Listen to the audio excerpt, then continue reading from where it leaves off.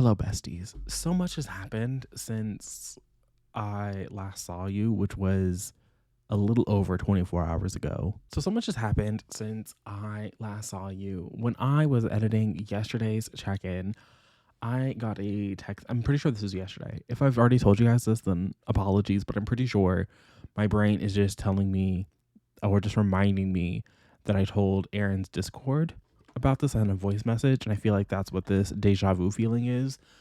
So apologies if I'm totally out of it, but in my defense, I have been worked to the bone. I've been worked ragged since last Friday, right? Yes. Last Friday was my last day off, and my next day off isn't until next Thursday. So when I was in the Joy of Reading video, this is what I was talking about. This is what I was talking about. All of these days, just back to back to back to back. They have been kicking my ass. But I did finish the waiting last night. So while I was sitting here editing my first, whatever I was at, I then got a text message from my boss at the restaurant asking me if I could come back.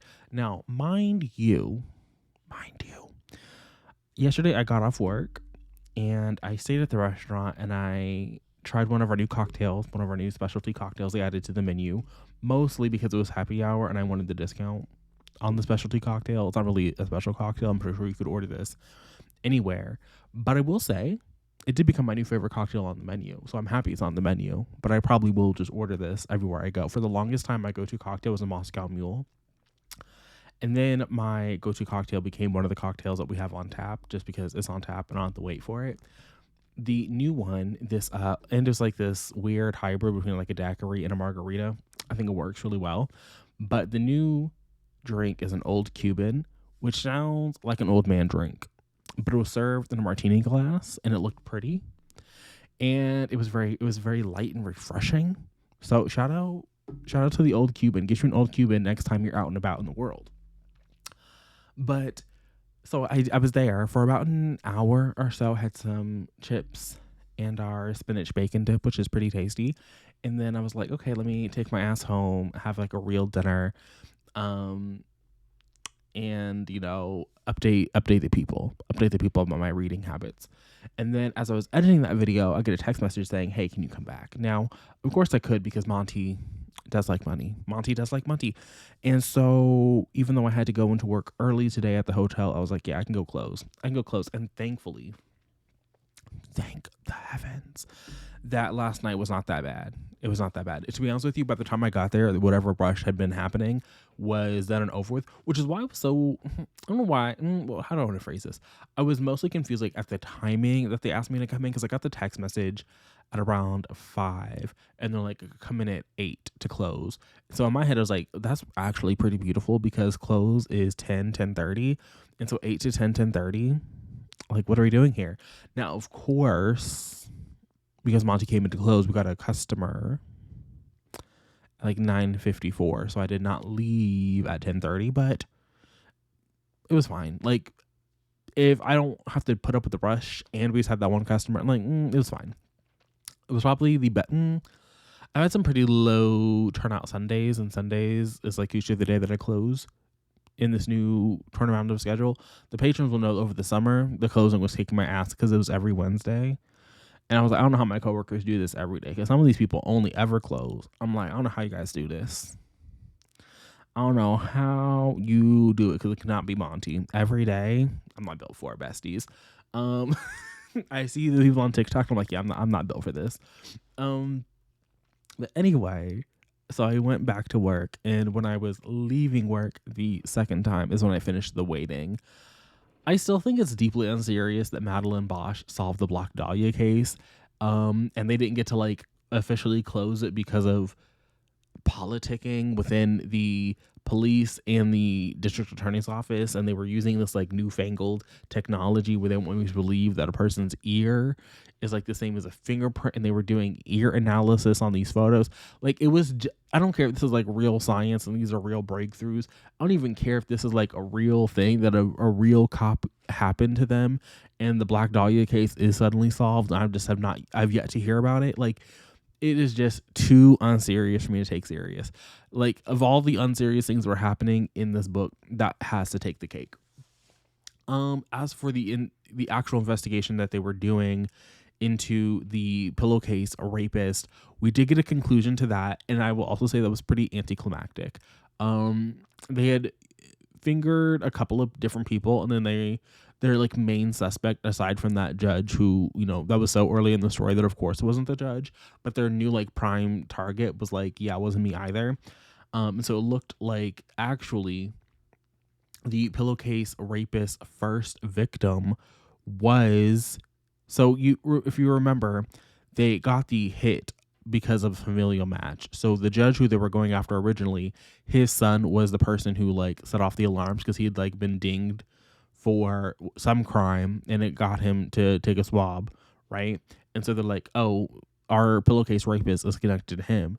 And his daddy, not his real daddy, but his biological daddy was, the first victim was the judge's son's mother, if you think about it, if I believe what is to be said in the story. And so once again, Balor does some unserious Hieronymus-like activity. She approaches her new suspect totally unarmed, totally defenseless. And if not for this man deciding to just monologue randomly, I don't really think we would have put him away. So he monologues and admits some shit, and life goes on. I think they do have like a bit of a tussle, and she winds up zip tying him. She does not kill him, thankfully. But overall, the waiting, like, some of it was unserious. And then at the end, she like goes to Hawaii because a lot of the, like, I guess like at this point, the D-level storyline is her mother has been missing, and her grandma, who was her only living family member, died in between this book and the one before it.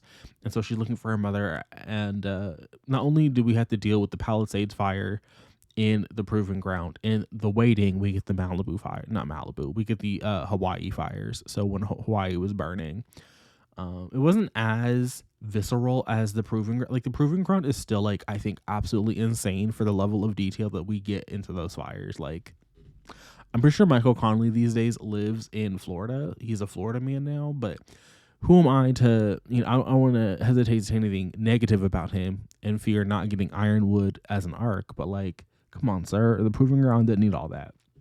So that was that book. And so when I walked into work this morning, I was a blank slate. I had briefly toyed with the idea late last night, of starting the Janet Ivanovich, like the Stephanie Plum books, because I didn't realize she was like a bounty hunter, and I don't know if I'm really trying to read about a bounty hunter. Maybe I'll watch that Katherine Heigl version, and if it's good, then I'll read it. But for now, I just have the first book borrowed, but I don't know if I'm going to read it. And so then I was like, my Tom Ryan, The Treasure Hunters Club, which I didn't realize was like a Literally Dead book club book. I don't know if they liked it or not, but it's been on my radar for a minute now because Tom Ryan's YA books, I think, are excellent. And so when I saw, like, last year or the year before he was coming out with an adult book, I was like, I need to read it. And so I've had the physical book checked out at least once, and I had a hold on the audio for what felt like forever. My audio hold finally came in, and now it's about to expire. So I was like, I could probably listen to all of this today and like get it done and over with. But I don't know. Like, I did kind of want to savor it a little bit. I say savor it. Y'all know me. If I don't finish the book within a day, day and a half, 3 days maximum, like, it's probably never getting finished. So when I say savor, I was like, I don't know. Today, I was just like in a weird headspace. And I was like, I don't know if this is a headspace to read this. And so I was like, maybe I'll bite the bullet and I'll just start Twisted Games. This is KU Slop, and I know that it's been picked up, it's been, traditionally published, it's been edited or something, but like, what, reading this after having read, even just For the Record, which isn't even like, it doesn't change the game for romance, it's not, anything above and beyond, but it's literally what I was saying in my State of the Year 2025 reading year, right? When I said that, all of the books I've been picking up with have been getting to the point. We are getting in, we're understanding the situation, we are going forward.